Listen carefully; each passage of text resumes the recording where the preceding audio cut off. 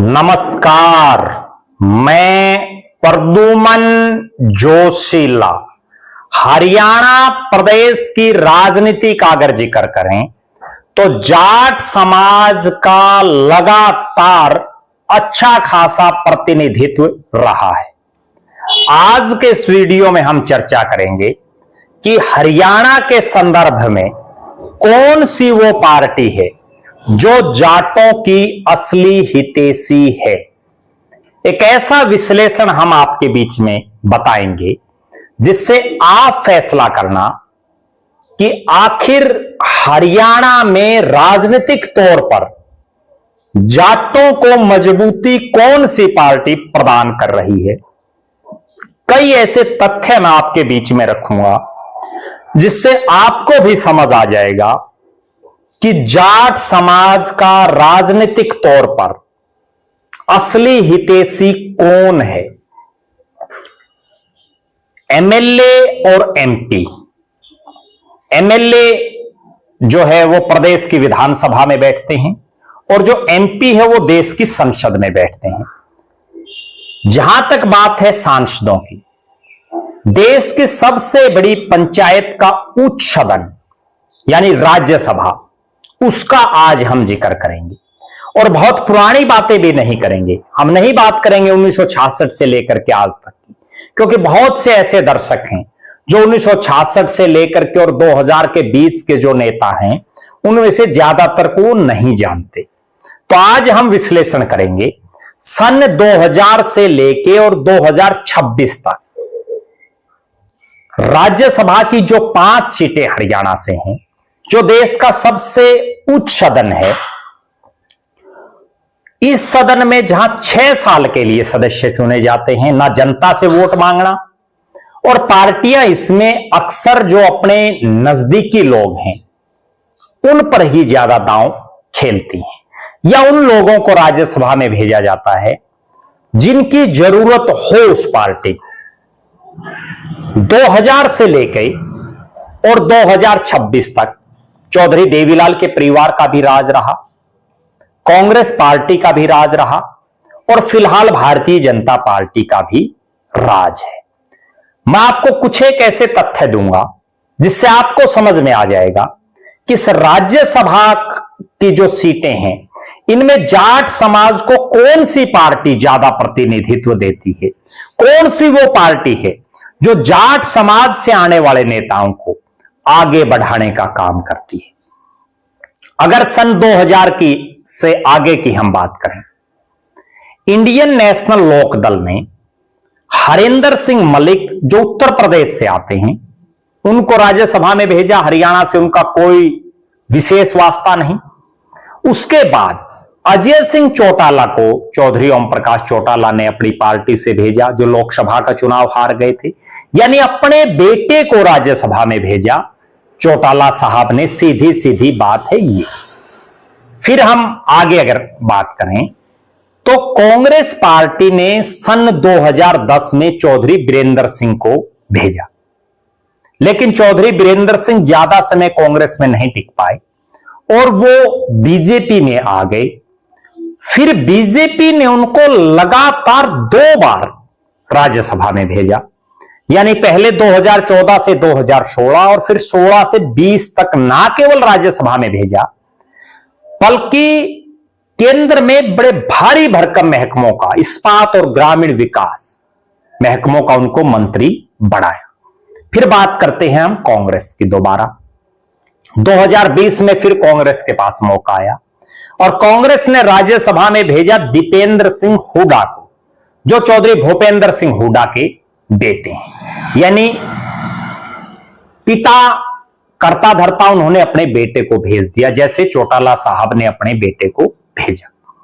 इसके बाद अगर बीजेपी की बात करें तो बीजेपी ने एक ही साथ एक ऐसा वाक्य भी रहा कि राज्यसभा में 2 जाटों को बीजेपी ने भेजा।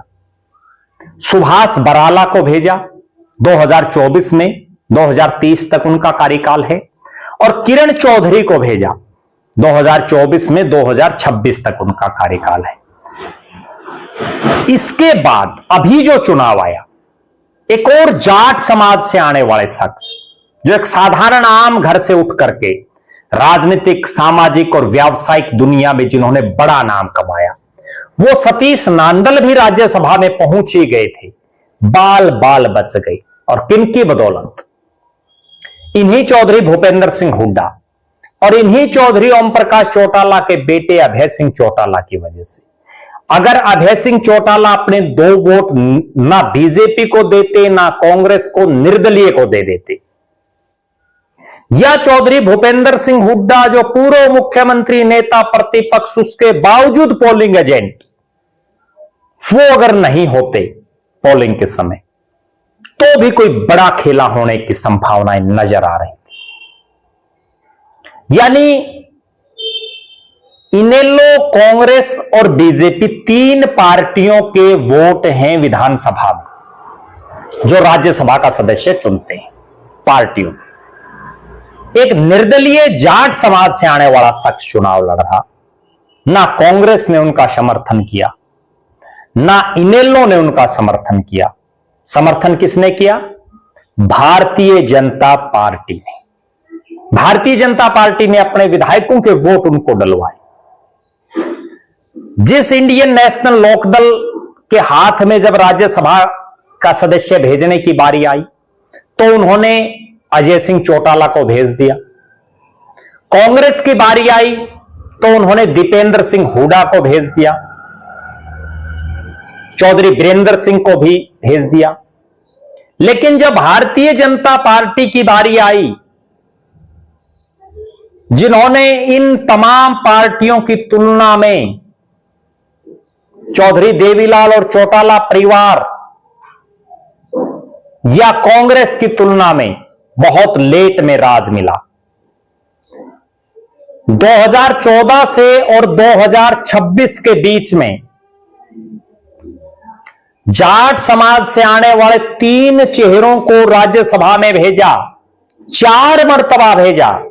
चौधरी बीरेंद्र सिंह को 2 टर्म और किरण चौधरी और सुभाष बराड़ा को, और अगले जो सतीश नांदल, वो भी बीजेपी ने तो एक तरह से भेज ही दिए थे, क्योंकि उन्होंने अपने तमाम विधायकों का समर्थन, जो बाकी बचे हुए विधायक थे पहली सीट के अलावा, उनका समर्थन दिलवा दिया था।